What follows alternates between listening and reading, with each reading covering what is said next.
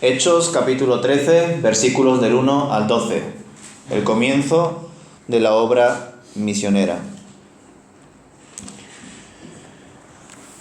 Entre los profetas y maestros de la iglesia de Antioquía de Siria se encontraban Bernabé, Simeón llamado el Negro, Lucio de Cirene, Manaén, compañero de infancia del rey Herodes Antipas, y Saulo.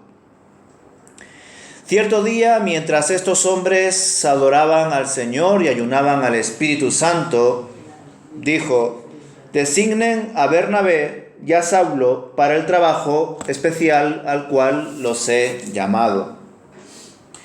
Así que después de pasar más tiempo en ayuno y oración, les impusieron las manos y los enviaron. Entonces Bernabé y Saulo fueron enviados por el Espíritu Santo. Descendieron hasta el puerto de Seleucia y después navegaron hacia la isla de Chipre. Allí, en la ciudad de Salamina, fueron a las sinagogas judías y predicaron la palabra de Dios. Juan Marcos fue con ellos como su asistente. Después viajaron de ciudad en ciudad por toda la isla hasta que finalmente llegaron a Pafos, donde conocieron a un hechicero judío, un falso profeta llamado Barjesús. El tal se había apegado al gobernador Sergio Paulo, quien era un hombre inteligente. El gobernador invitó a Bernabé y a Saulo para que fueran a verlo, porque quería oír la palabra de Dios. Pero Elimas, el hechicero, eso es lo que significa su nombre en griego, se entrometió y trataba de persuadir al gobernador para que no prestara atención a lo que Bernabé y Saulo decían. Trataba de impedir que el gobernador creyera.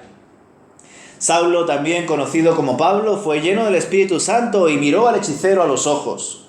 Luego dijo: tú, hijo del diablo, lleno de toda clase de engaño y fraude, y enemigo de todo lo bueno, ¿nunca dejarás de distorsionar los caminos verdaderos del Señor?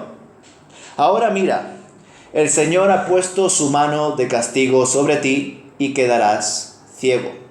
No verás la luz del sol por un tiempo.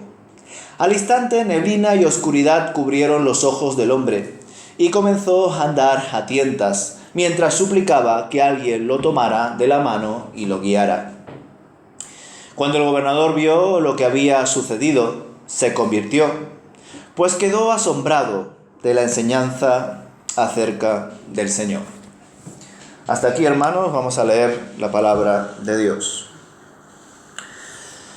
Vemos esta sección en dos partes. Por un lado, los versículos del 1 al 3 consisten en la encomendación de Bernabé y Saulo como misioneros enviados desde Antioquía hasta los lugares donde ellos viajaron, y ya sabéis que lo hicieron varias veces. Y por otro lado, ya vemos como tal la obra que realizan estos misioneros en Chipre. Para varios teólogos existe un gran cambio en el libro de los Hechos a partir del capítulo 13. De los versículos 1 al 12, el centro es Jerusalén. De los capítulos del 13 al 28, el centro pasa a ser más Antioquía. La persona más destacada en los capítulos del 1 al 12 de Hechos es Pedro. A partir del capítulo 13 al 28 parece ser que es más Pablo. En los capítulos del 1 al 12 el Evangelio se extiende por Judea y Samaria y regiones cercanas principalmente, y sin embargo a partir del capítulo 13 el Evangelio llega hasta los confines de la tierra. Por último, como ya resultaría evidente con todo lo que he dicho, el Evangelio no solamente se compartía a los judíos, como principalmente fue hasta el capítulo 12, sino que ahora tendrá un mayor peso el compartir el Evangelio también a los gentiles. Pues debido a todas estas características, para varios teólogos hay una gran diferencia entre el capítulo del 1 al 12 y del 13 al 28. Dicho esto, será positivo compartiros algunos datos de este lugar, ¿verdad? De Antioquía de Siria. Más adelante veremos otra Antioquía que no está en Siria, pero que también se llama así. Parece ser que esta ciudad fue fundada en el año 300 a.C. por un tal Seleuco I Nicator, teniendo por ello un considerable bagaje cultural para esta época, pero también grandes problemas de inmoralidad sexual. Según datos de tipo geográfico, Antioquía tenía un puerto marítimo llamado Seleucia, que si os habéis fijado aparece aquí en Hechos capítulo 13. Y este puerto estaba situado a unos 7 kilómetros del Mediterráneo, aguas arriba del río Orontes, que también estaba por allí, convirtiéndose así en un punto estratégico para el comienzo de la obra misionera. Iniciando ya con el texto como tal, leemos en los versículos del 1 al 3 cómo la iglesia de Antioquía disponía de varios siervos, maestros y profetas. Todos estaban dispuestos a contribuir en la obra de Dios, pero eran conscientes de que debían esperar a que se manifieste la voluntad de Dios.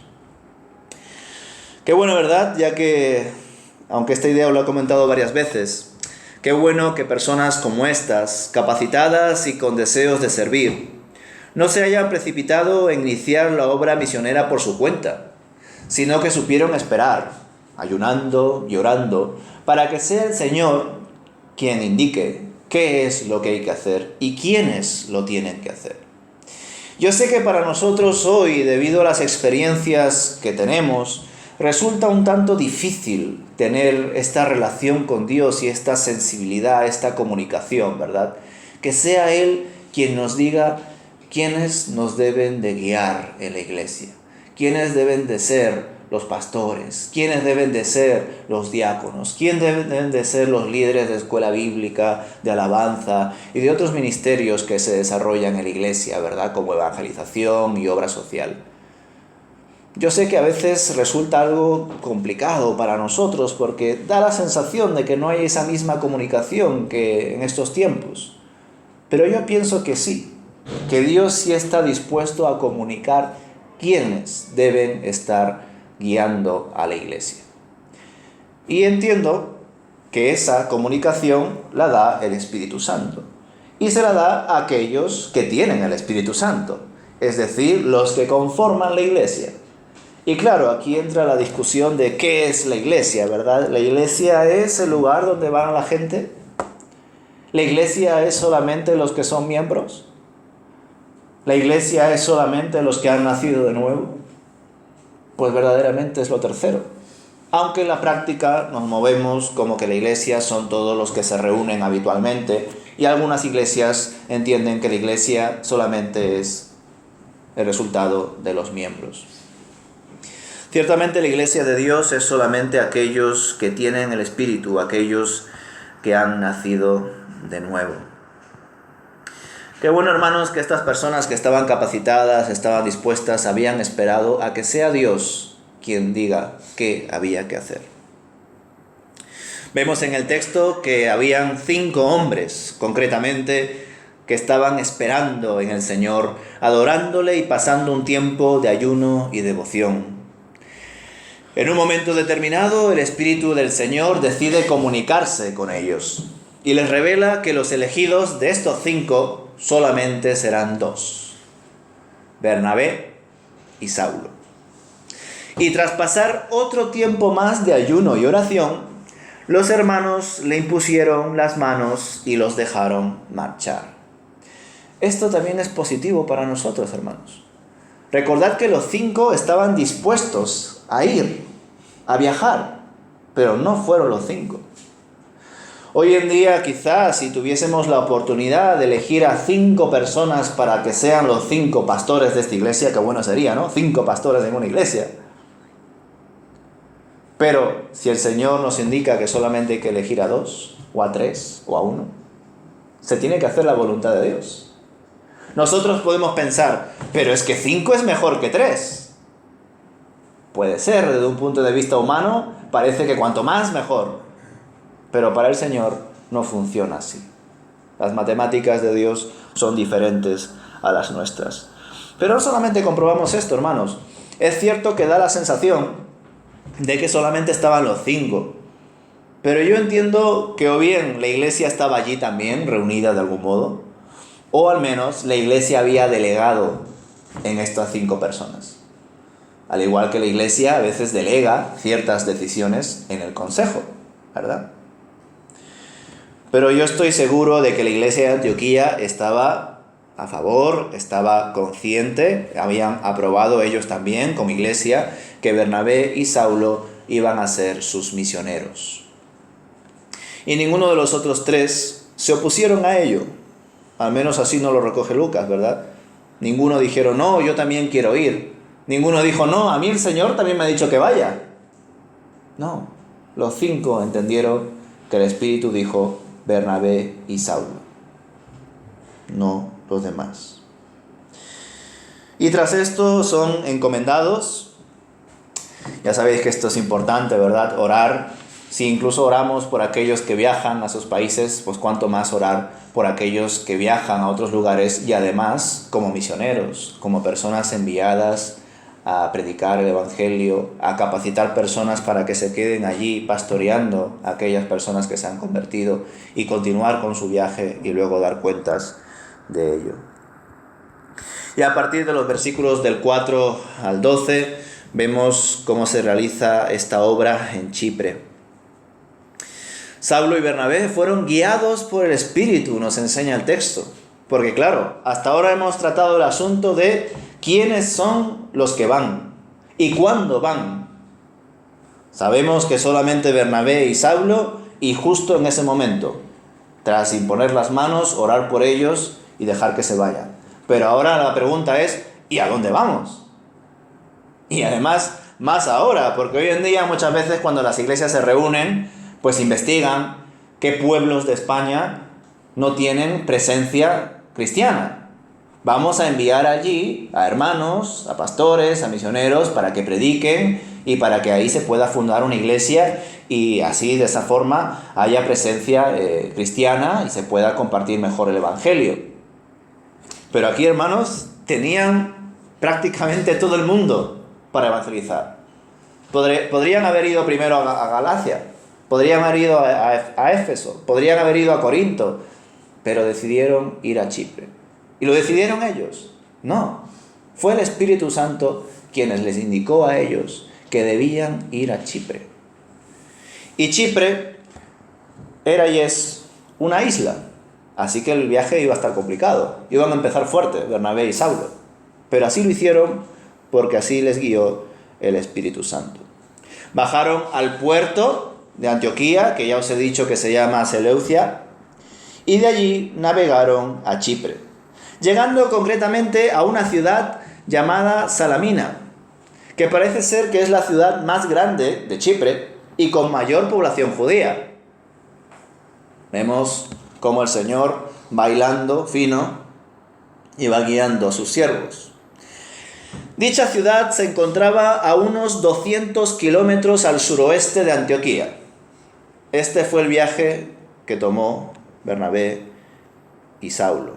Debemos de recordar también que estaba Juan Marcos, pero como ayudante, no tanto como misionero, como persona que estaría ayudándoles a Bernabé y Saulo en el viaje. Esta ciudad, Salamina, estaba en la costa este de Chipre, y según el versículo 5, una vez llegaron a Salamina, proclamaron la palabra de Dios en las sinagogas, y los acompañaba como ayudante el tal Juan Marcos. Debemos recordar, hermanos, que ya en Hechos capítulo 11 se nos informó que existían creyentes judíos en Chipre.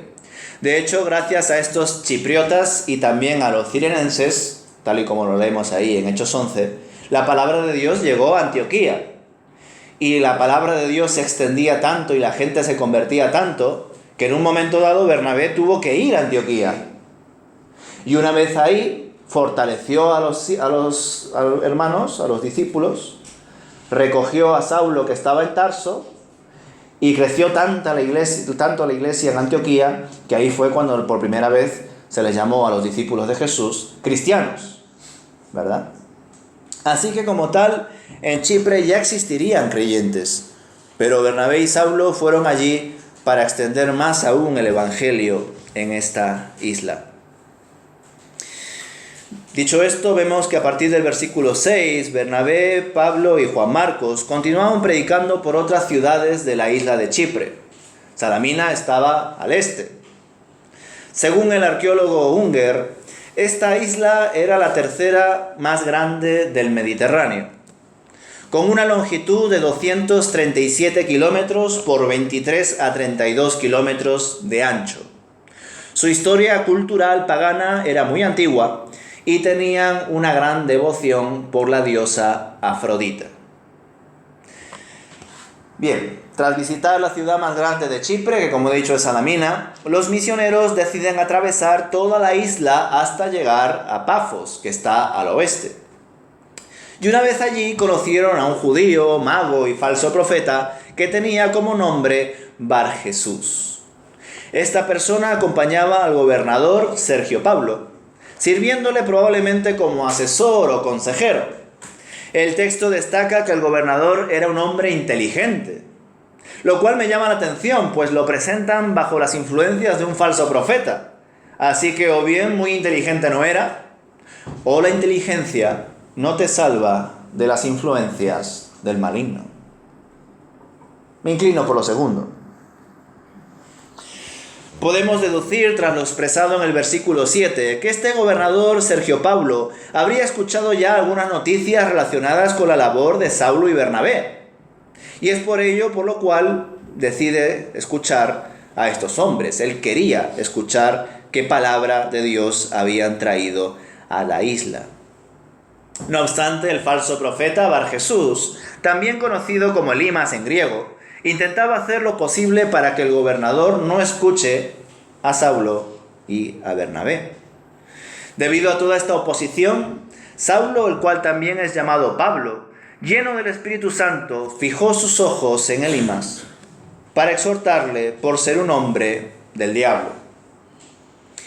Ciertamente no era casualidad que este sujeto estuviese allí, influenciando en todo lo posible al gobernador.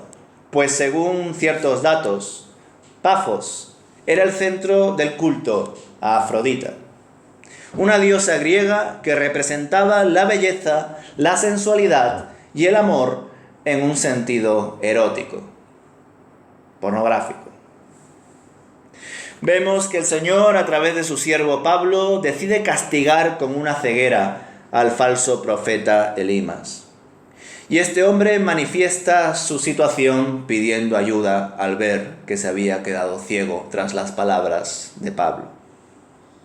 En efecto, Dios quiso castigar a este hijo del diablo, pero también quería liberar al gobernador de sus ataduras para que pueda creer en él. Y así sucedió. El Señor, a través de Pablo, mató 2 pájaros de un tiro, por decirlo así. Por un lado, castigó a este hijo del diablo. Y por otro lado, con esa acción milagrosa, con esa acción divina, consiguió que el gobernador atendiese al mensaje de Saulo y de Bernabé, se convirtiese y fuese probablemente un cristiano notable en la isla de Chipre, debido a su posición política, ¿verdad? Pues bien, hermanos, en líneas generales, vemos cómo el viaje misionero comienza fuerte, ¿verdad?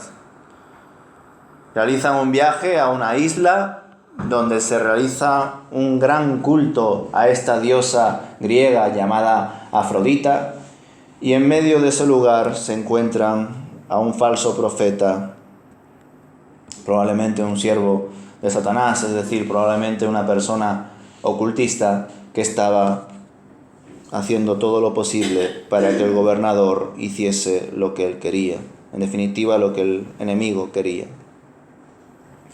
Con todo esto, hermanos, comprobamos cómo los discípulos de Antioquía primero supieron esperar en el Señor, y en el momento oportuno Dios les mostró cuál era su voluntad y cuáles eran las personas indicadas para cumplir con su llamado. Nosotros como iglesia debemos actuar de la misma forma, hermanos. Y todas las decisiones deben estar puestas delante del Señor. Yo sé que somos propensos a creer que hay decisiones más importantes y decisiones menos importantes. Y quizá en la práctica o profundizando en cada una de ellas tengan mayor relevancia o mayor repercusión algunas que otras. Pero como creyentes, todo tipo de decisiones que pongamos en nuestra familia, con nuestra pareja, debemos de ponerlo siempre primero delante del Señor. Ya sea las vacaciones, ya sea voy a trabajar aquí o voy a trabajar allá, ya sea voy a estudiar esto o voy a estudiar aquello, y por supuesto, ya sea que voy en esta iglesia o voy a la otra, sirvo en esta área de la iglesia o sirvo en la otra, todo lo debemos de poner siempre delante del Señor. Todo debe estar guiado siempre delante del Señor. El problema es que hemos rizado tanto el rizo que, como dije en el estudio, pues hemos llegado al punto en el cual la mentira quizá, y por supuesto también la vanidad y el maligno trabajando ahí en medio de todo eso, nos ha llegado a engañar hasta tal punto que a veces decimos, el Señor me ha dicho esto, cuando el Señor no te lo ha dicho. Y caemos en la subjetividad y no verdaderamente en lo que Dios nos revela. Como os digo, en ningún momento estos 5 hombres que estaban orando, esperando, adorando y ayunando, en ningún momento discutieron tras la elección de Dios. Y hasta me atrevería a decir que en ningún momento ellos, debido ya a la madurez que tendrían, entenderían, entonces Dios prefiere más a Bernabé y a Saulo que a nosotros. ¿Bernabé y Saulo son los preferidos de Dios? ¿Son mejores que nosotros?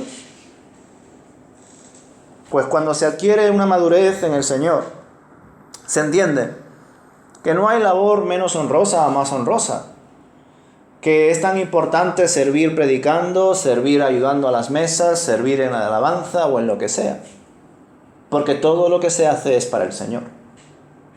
Todo lo que se hace es en el nombre del Señor. Y por tanto todo se debe poner delante del Señor.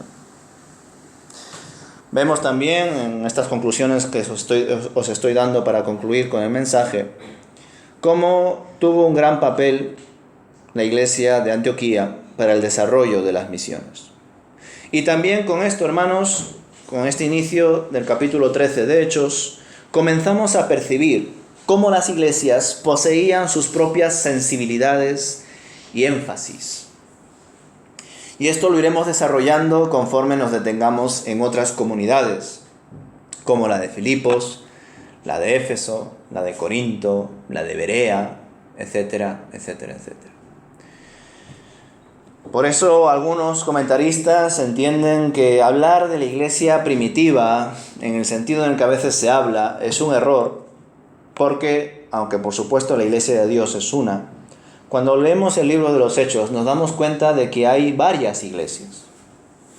Y que dependiendo de qué iglesia tratemos, tienen sus sensibilidades. La iglesia de Jerusalén se caracteriza por ser una iglesia tradicional. La iglesia de Filipos parece ser que se caracteriza por ser, entre otras cosas, una iglesia de oración. La iglesia de Antioquía se caracteriza por ser una iglesia de misiones. La iglesia de Corinto se caracteriza por ser una iglesia donde sus hermanos están llenos de dones espirituales. Y desgraciadamente no supieron gestionarlas. ¿Qué os quiero decir con esto, hermanos? Que afortunadamente, pese a las idiosincrasias, sensibilidades y características que cada iglesia tenía, supieron mantenerse unidas entre ellas. Desgraciadamente, con el paso del tiempo, se empezó a separar más y más las idiosincrasias y características de cada iglesia y comenzaron a existir las denominaciones. Es por eso que hay iglesias de una determinada denominación que su énfasis es la palabra de Dios. Vamos a leer la palabra de Dios, vamos a hacer un montón de escuelas bíblicas, pero no solemos abogar tanto por las misiones o por un culto de alabanza. Sin embargo, hay otras iglesias que enfatizan muchísimo en las misiones y en la alabanza, pero no tienen estudio bíblico. Hay otras iglesias que son más tradicionales y hay otras que están llenas de recursos. Para que me entendáis, es como si hoy en día existiesen iglesias de un montón de escuela bíblica y serían semejantes a la de Berea, otras llenas de recursos como Corinto, otras muy pero que muy sensibles a las misiones como Antioquía, y otras más tradicionales como la de Jerusalén. y etcétera, etcétera, etcétera. En sus inicios no fue para nada un punto de división, porque solamente eran sensibilidades. Es decir, no estoy diciendo que la de Jerusalén no tenga ningún tipo de conciencia frente a las misiones, pero es cierto que tenía otros atributos. Ni tampoco estoy diciendo que en Antioquía no se mantenía la tradición y la palabra. Tampoco estoy diciendo eso. Pero hoy en día, desgraciadamente, se ha hecho así. Hay iglesias que enfatizan mucho en las misiones, pero no en los estudios. Otros en la alabanza, pero no en otras cosas. Y qué pena que hoy en día sea un punto de división y, sin embargo, en su origen fue un punto de riqueza. Cómo se complementaban entre las iglesias, cada una de ellas con sus sensibilidades y énfasis.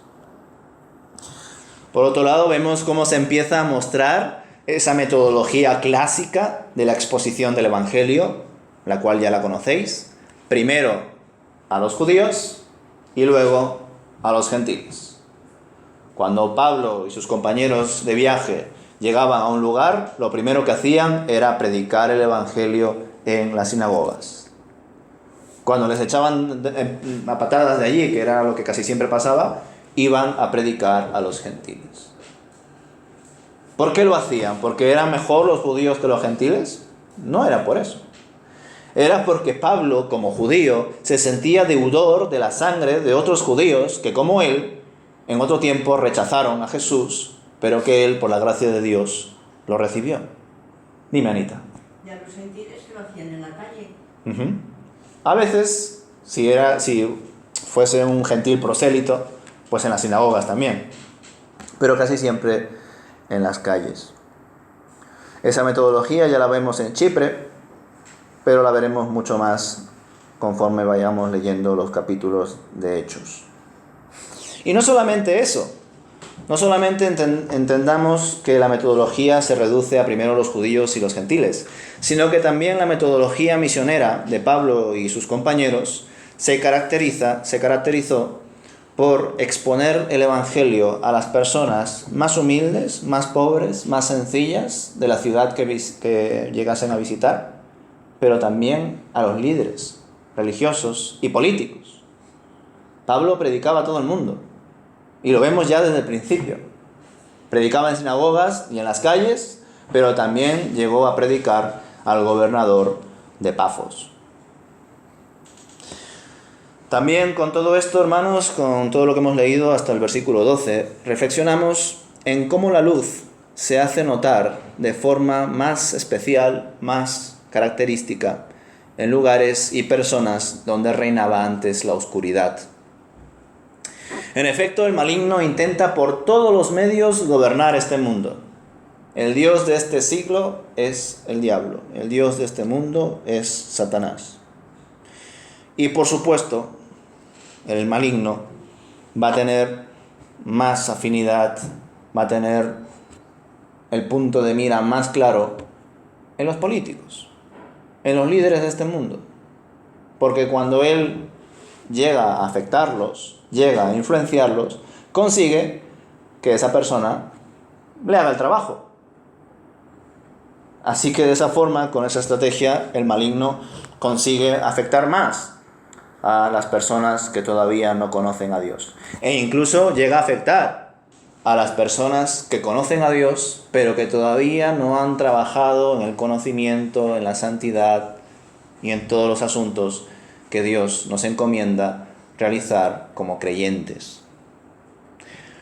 Es por eso que existen desgraciadamente creyentes que votan y alaban y son, grandes seguidores de políticos que están en contra de la voluntad de Dios, en contra de lo que enseña la palabra de Dios. Por eso digo que el maligno hace un enorme trabajo influenciando a los políticos, y así lo vemos aquí.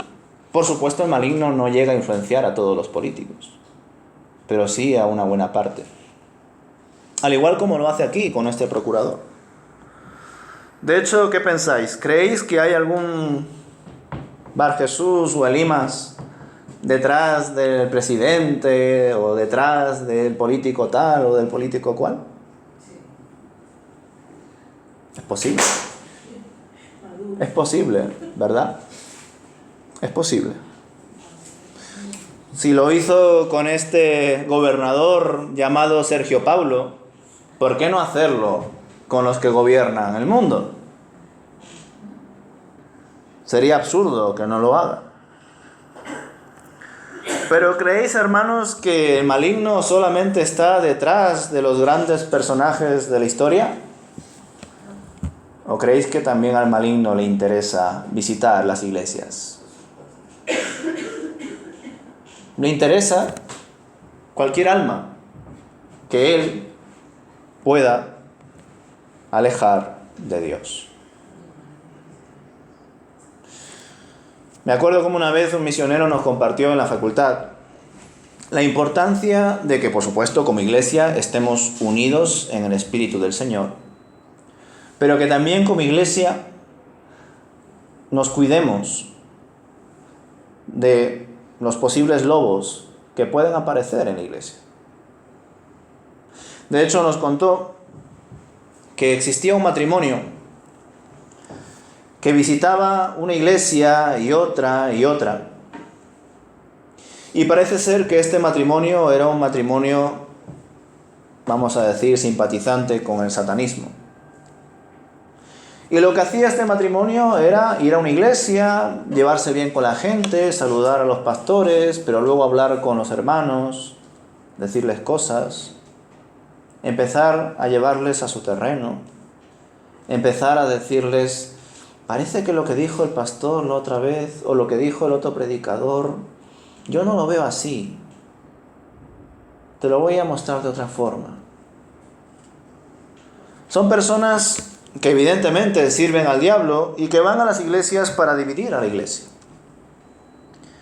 Y este misionero nos lo contó porque hay veces que los pastores están ocupados o cansados o pendientes de otras cosas y no se fijan de esto.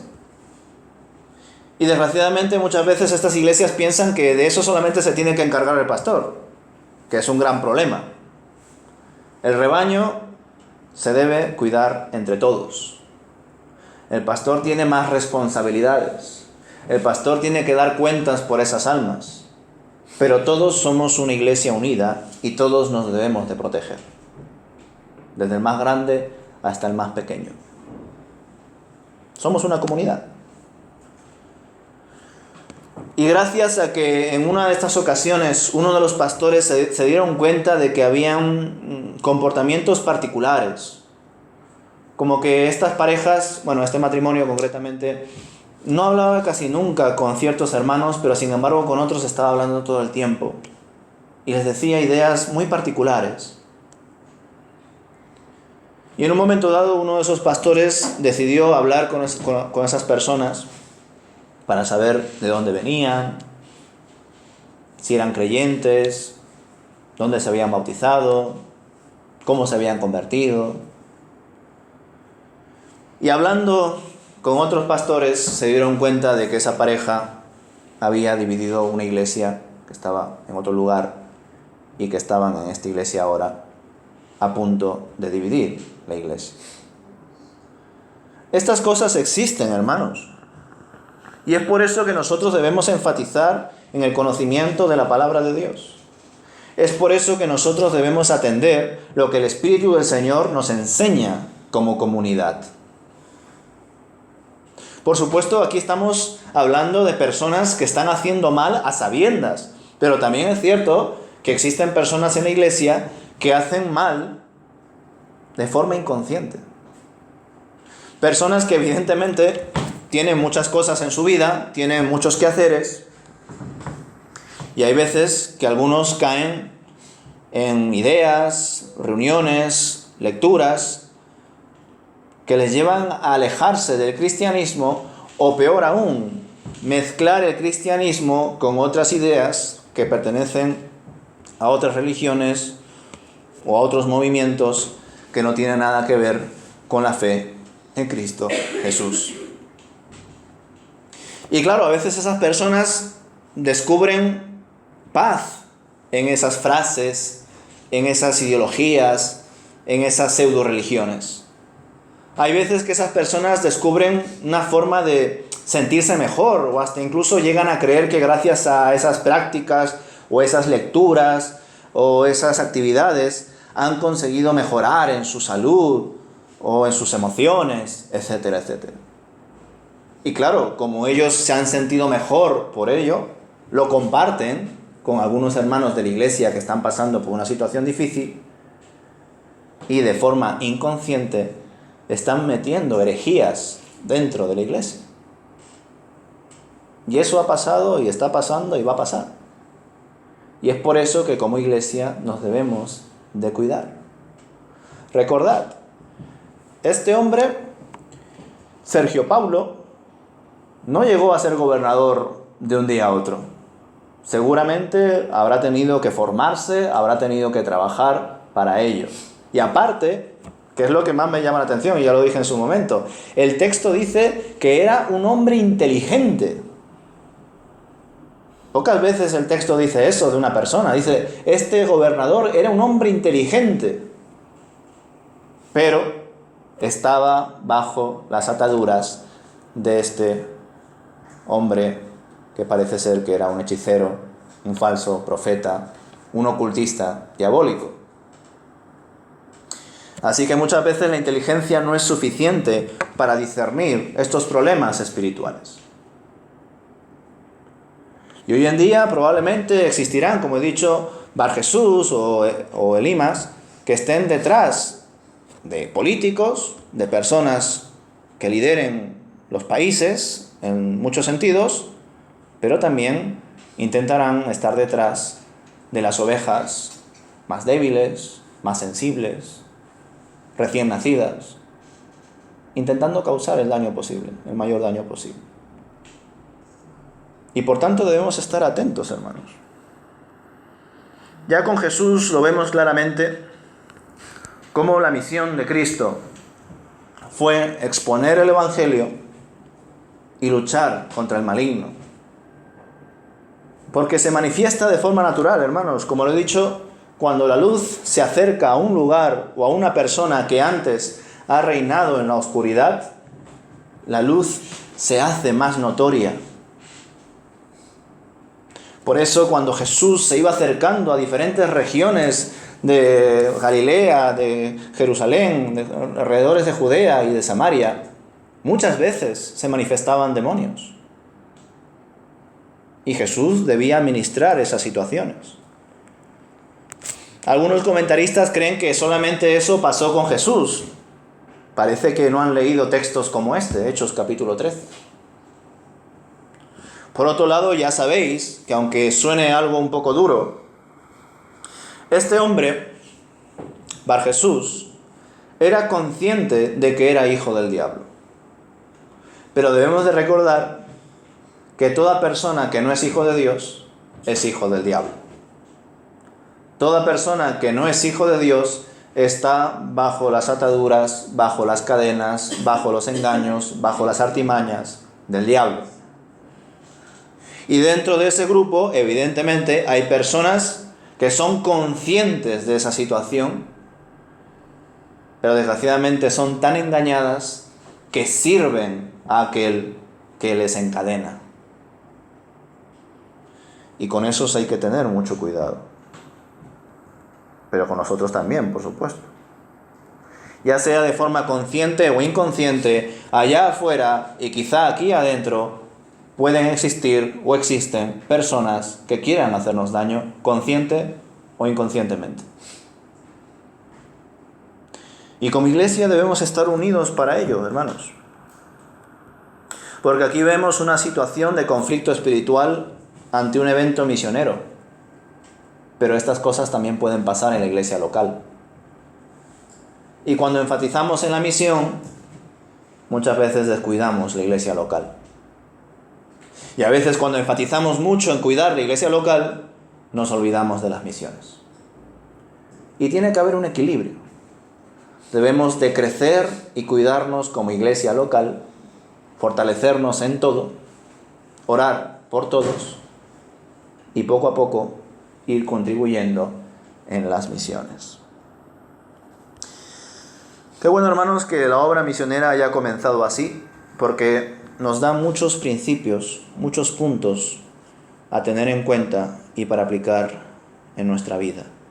Entender que las decisiones se deben tomar en el Espíritu de Dios, en lo que el Señor nos muestra. Entender que nos vamos a encontrar amenazas muy fuertes en muchos momentos de nuestra vida, pero el Espíritu de Dios está con nosotros. Entender que es Dios quien gobierna absolutamente todo y por tanto mucho más su iglesia y su reino. Entender que aunque Jesús haya ascendido a los cielos, Cristo está con nosotros. Su Espíritu está en nosotros. Cristo todavía sigue adelante, cumpliendo con todo lo que debe hacer. Está en el trono, está a la diestra de Dios, pero también está con nosotros, pendiente de su iglesia. Que el Señor os bendiga, hermanos. Amén.